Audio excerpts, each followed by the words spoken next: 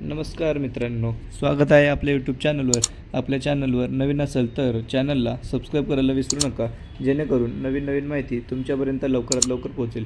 तर मित्रांनो, आपण आज या व्हिडिओमध्ये पाहणार आहोत की महिला व बालविकास भरती 2025 याचे 10 फेब्रुवारीपासून पेपरला सुरुवात झालेली आहे। तर या पेपरमध्ये पेपर पॅटर्न कसा होता, त्याचप्रमाणे कोणकोणते प्रश्न विचारले होते, ही सर्व माहिती आपण या व्हिडिओमध्ये पाहणार आहोत। तर चला मित्रांनो, आपण 10 फेब्रुवारीचा फर्स्ट शिफ्टचा पेपर पॅटर्न पाहणार आहोत। तर पहिला विषय आहे मराठी। तर मराठीमध्ये त्यांनी प्रयोग या टॉपिकवर त्यांनी 2 प्रश्न विचारले होते। त्याचप्रमाणे सर्वात जास्त जे प्रश्न विचारण्यात आले होते ते म्हणजे समानार्थी आणि विरुद्धार्थी। मित्रांनो, समानार्थी आणि विरुद्धार्थी याच्यावर जवळपास 3 ते 4 प्रश्न विचारण्यात आले होते आणि ते अगदी सोपे होते। त्यानंतर मनींवर सुद्धा 2 प्रश्न विचारण्यात आलेले होते। त्याचप्रमाणे शब्दांच्या जाती याच्यावर सुद्धा एक प्रश्न विचारण्यात आलेला होता।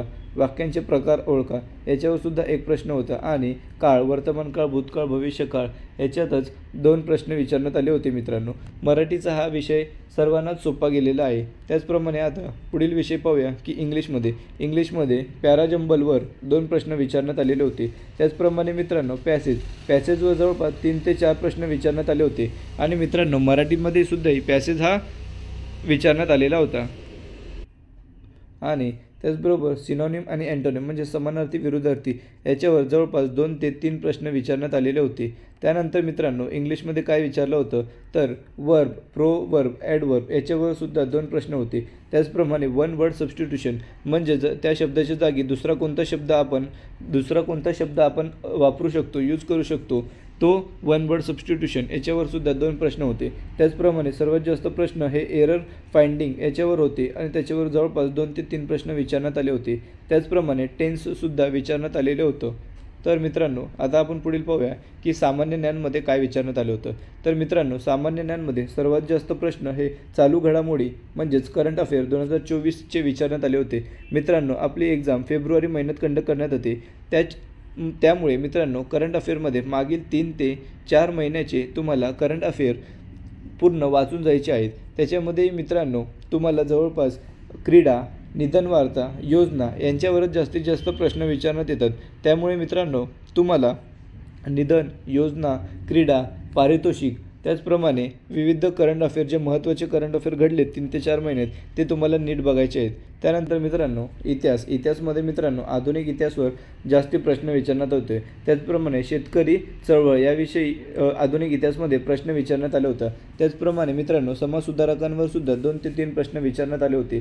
त्यामध्ये समाजसुधारकांमध्ये सावरकरांवर एक प्रश्न आणि रानडेंवर एक प्रश्न विचारण्यात आले होता। त्यानंतर मित्रांनो, पॉलिटी राज्यशास्त्रावर 1 ते 2 प्रश्न विचारण्यात आलेले होते। त्याच्यामध्ये विधिमंडळवर प्रश्न विचारण्यात आलेला होता।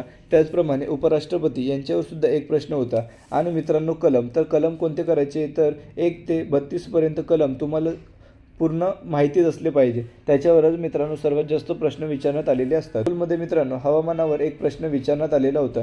त्यानंतर मित्रांनो, तुम्हाला वाटत होतं की सर्वात जास्त प्रश्न महिला बालविकासच्या कायद्यावर विचारण्यात येतील, परंतु मित्रांनो फक्त 1 ते 2 प्रश्नाचं महिला बालविकासच्या कायद्यांवर विचारण्यात आलेले होते। तर मित्रांनो, आता आपण पुढे पाहूया की गणित बुद्धिमत्तामध्ये किती प्रश्न विचारण्यात आलेले होते। तर मित्रांनो, गणितावर एकही प्रश्न विचारण्यात आलेला नव्हता। सर्व जे काही प्रश्न विचारण्यात आले होते ते सर्व बुद्धिमत्तेचे प्रश्न होते। तर मित्रांनो, बुद्धिमत्तेमध्ये संख्या मालिका आणि अक्षर मालिका यांच्यावरच सर्वात जास्त प्रश्न होते। म्हणजे तर जवळपास 12 ते 13 प्रश्न हे संख्या मालिका आणि अक्षर मालिका यांच्यावर विचारले होते।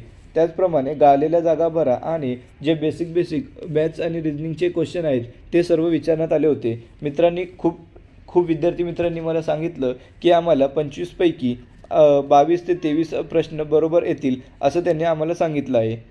तर मित्रांनो, मी तुम्हाला मराठी, इंग्लिश, करंट अफेअर त्याचप्रमाणे रिजनिंगचे जे टॉपिक तुम्हाला सांगितलेले आहेत ते टॉपिक तुम्ही नीट पाहून जावा।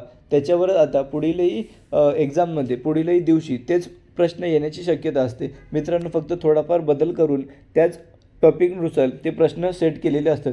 त्याच्यामुळे मित्रांनो, तुम्हाला त्याचा नक्कीच फायदा होईल। त्याचप्रमाणे मित्रांनो, TCSचा आता नवीन पॅटर्न बदललेला आहे।